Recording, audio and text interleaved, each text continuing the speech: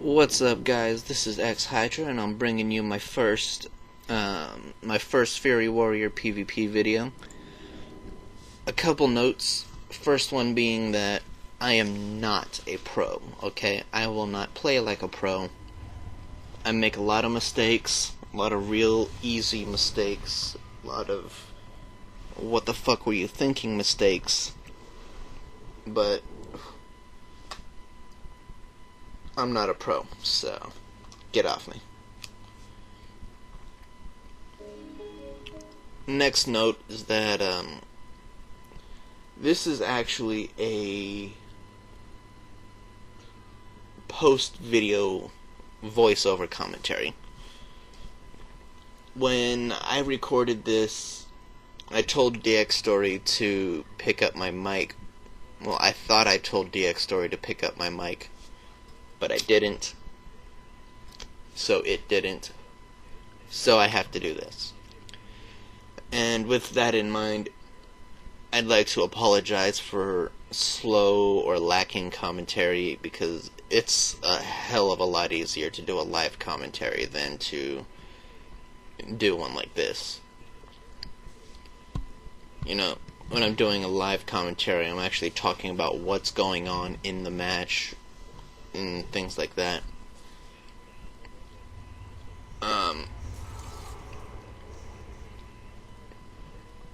I do actually really like this video. I did really, really well in this one. Probably better than most battlegrounds that I've been in. Again, you know, I'm not a pro. And I'm not an arms warrior. I don't like arms. I cannot even express how deeply I dislike arms. And it's not because arms is better, because it is really not better. The only reason people think arms is better than Fury is because of defensive stance. An arms warrior can sit in defensive stance for all eternity and have no issues ever for all their life. But a Fury can't do that. A Fury warrior has to stance. We have to go into defensive when we need defensive. We need to go into battle when we're trying to get the kill.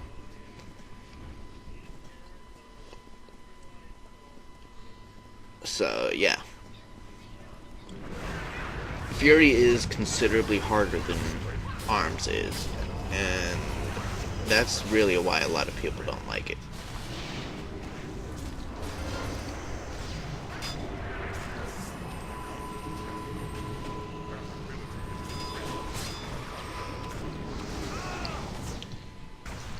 I completely lost my train of thought. Anyway. So yeah, I'm gonna be making quite a few mistakes in this video. There's one point where this priest I'm fighting here, it does its fear and I trinket instead of Berserker's Rage. Embarrassing, I know. I was embarrassed. I even face palmed in real life when I did it. But so here's one case. You gotta know when to fight and when not to fight.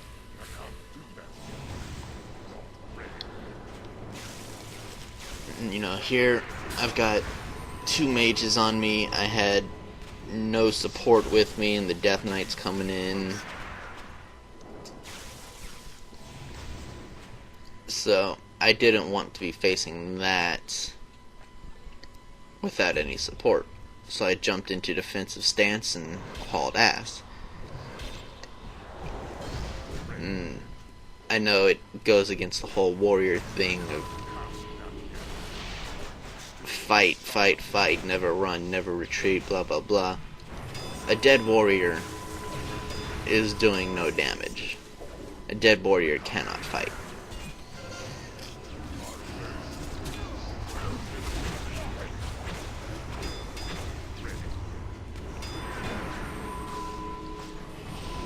So sometimes it's better to know when to run instead of sticking around and getting pummeled.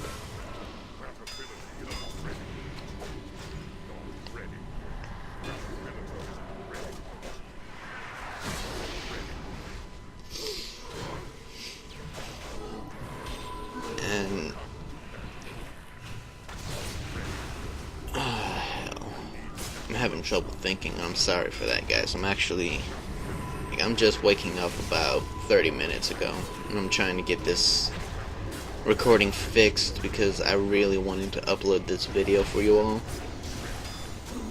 I had a lot of fun in this battleground, and I was so disappointed when when DX Story, wow. When DX Story didn't record the audio, I was really disappointed.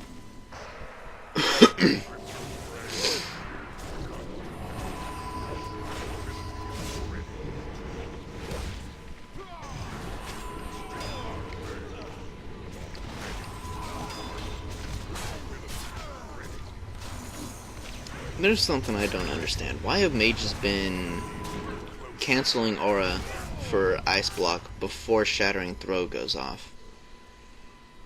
Because, I mean, Shattering Throw goes off, it breaks Ice Block, they take no damage. Shattering Throw goes off and they don't cancel Ice Block, they take damage from Shattering Throw. Why would they take that extra damage?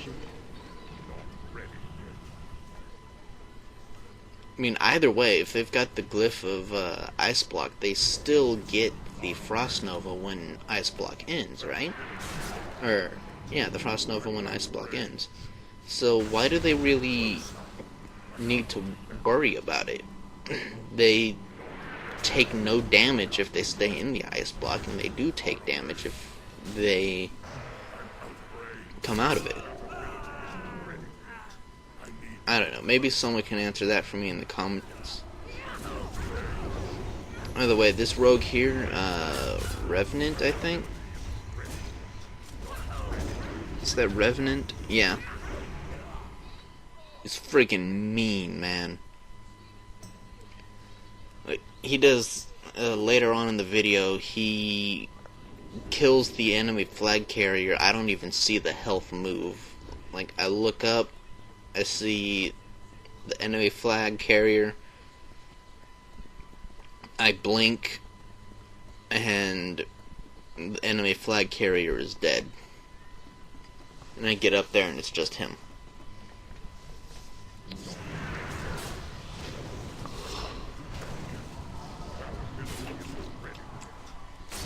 Here we go into a pretty lengthy fight.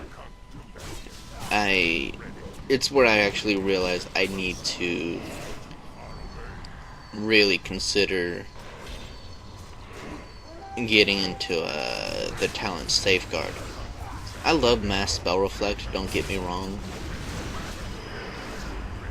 but it's really more viable for arenas and for one-on-ones, duels, and such. When you're in a battleground, excuse me, when you're in a battleground, you get rooted so much that Safeguard is really the best viable choice for you.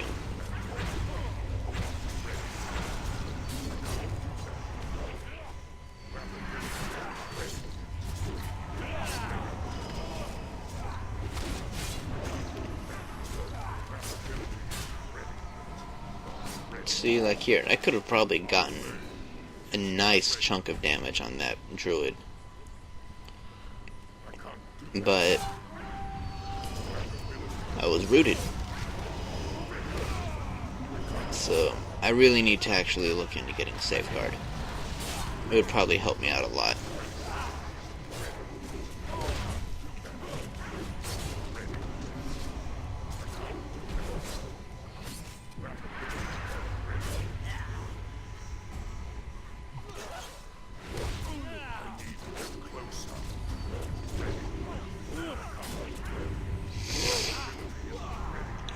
Here I had also made another mistake. I had been using Berserker's Rage to get Raging Blow procs when I really shouldn't, and I really don't need to. I was just trying to push out as much damage as I could on that druid because we had 2 healers to heal through.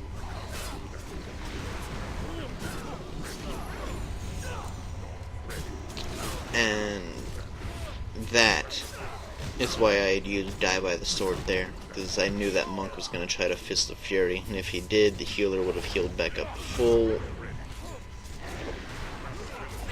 So, very important, predict the enemy.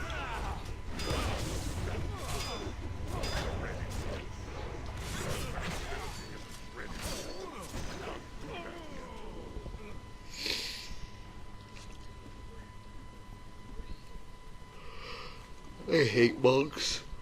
I hate them. I really do.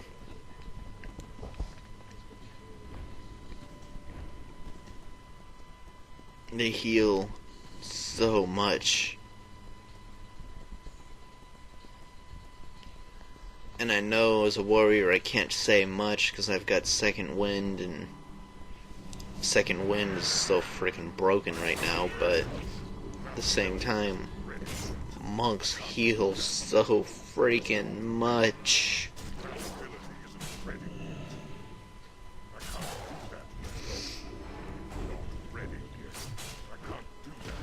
Go into an arena match, you will never, like, unless your team gets face rolled in like 5 minutes, or not even 5 minutes, in like 3 minutes. In 3 minutes, the monk will have over 1,000,000 healing done.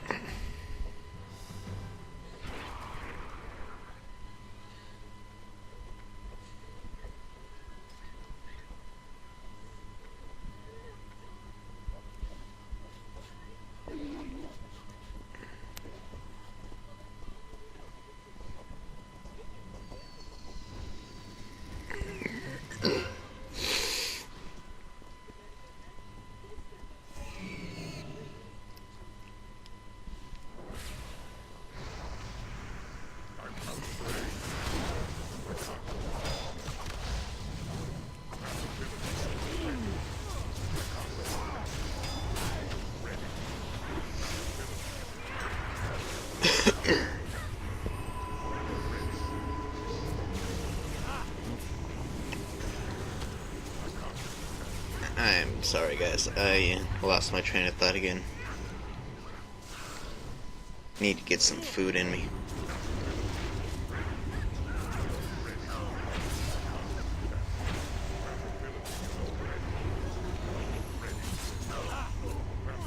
And there it is right there, that embarrassing moment as a warrior. Trinket the fear. I don't know why I did it. I knew I was supposed to Berserker's Rage, and I probably would have even gotten the kill if I did, but I trinketed.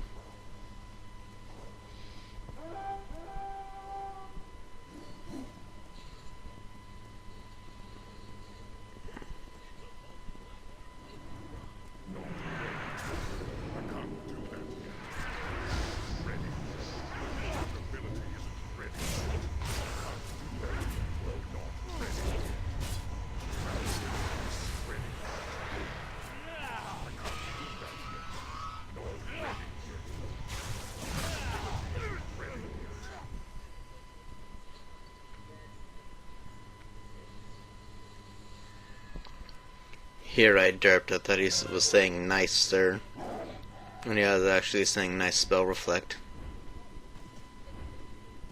I need a target. Ability isn't ready. Not ready yet.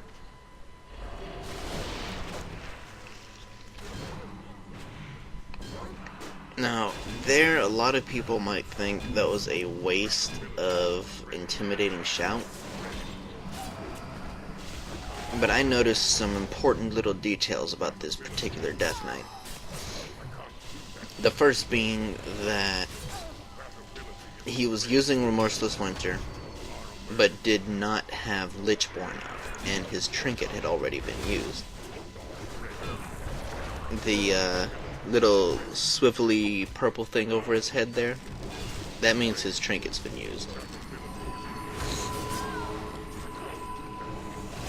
I also noticed he has not used, or he did not use Pillar of Frost or his Orc Racial. So, I knew the moment Remorseless Winter would have caught me, he would have popped all of that and tore me apart. So, knowing he had no way to escape the fear, and knowing that he wanted to use Remorseless Winter, I did the most logical move and feared him so that he couldn't. And that's what allowed me to survive for the healer to get there.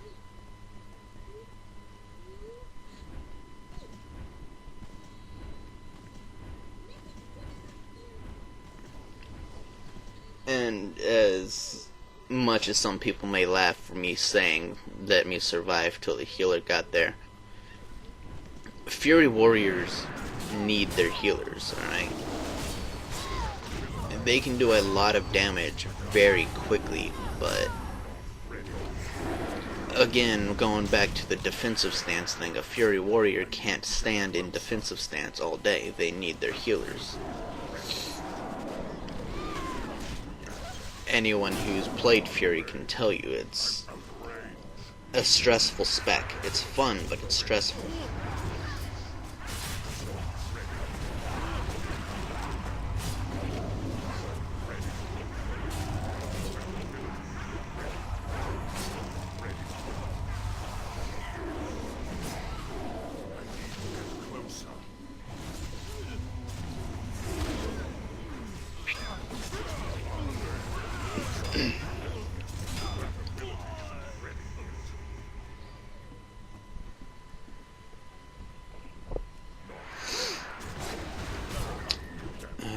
Hell, I think we're actually nearing the end of this video.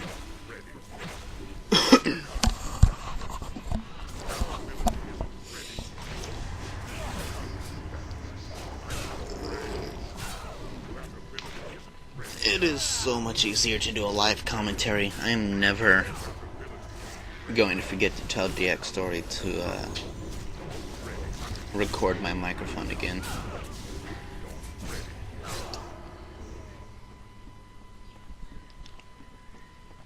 It's so much easier, you know. I'll just sit there and I'll talk about the goings-ons in the match. And it's just, like, I'm not a very social person. The reason I'm doing YouTube is because I want to fix that. I don't really talk much, so it's not easy for me to be doing things like this. It's easier for me to talk about the match going on. By the way, that's the point I was telling you about earlier with Revenant just destroying the flag carrier. But it's easier for me to just talk about the current game while it's happening. It's really difficult for me to do a non-live commentary. And hopefully in the future, like, that's the reason I'm even doing this. I want not only to put myself out there and bring entertainment to people, I want to be more social. I want to be able to sit there and talk, you know? And I know a lot of YouTubers actually start out the way I do. It's not an easy thing for some people.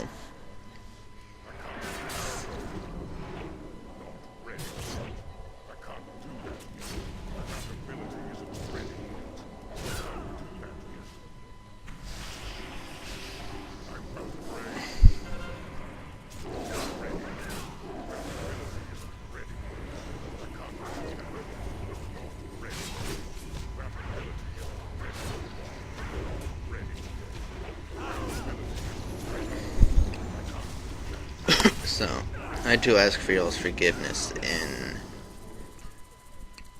my lacking commentaries, because again, I'm really not a social person. I want to be, so that's why I'm doing this, but I am not a very social person, so I am sorry.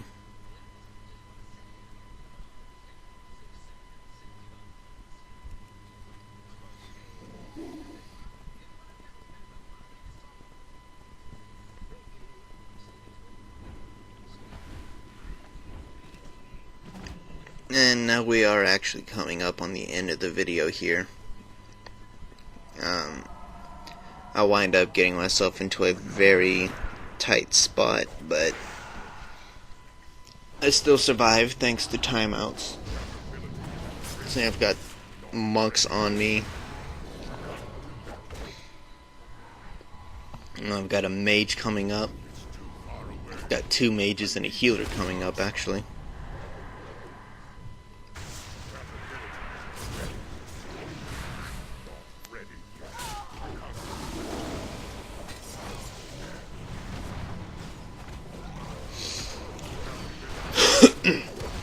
The monks popped everything on me. The mages are popping everything on me. It was all I could do, was just jump into defensive and pop all my defenses. Anyway guys, that's the end of this video, and I hope you all enjoyed it, and I'm sorry again for my crappy commentary. But if you enjoyed it, please leave a rate and subscribe, and I will be putting out more of these videos soon to come. And I'll see you all in the next one, I hope. Later.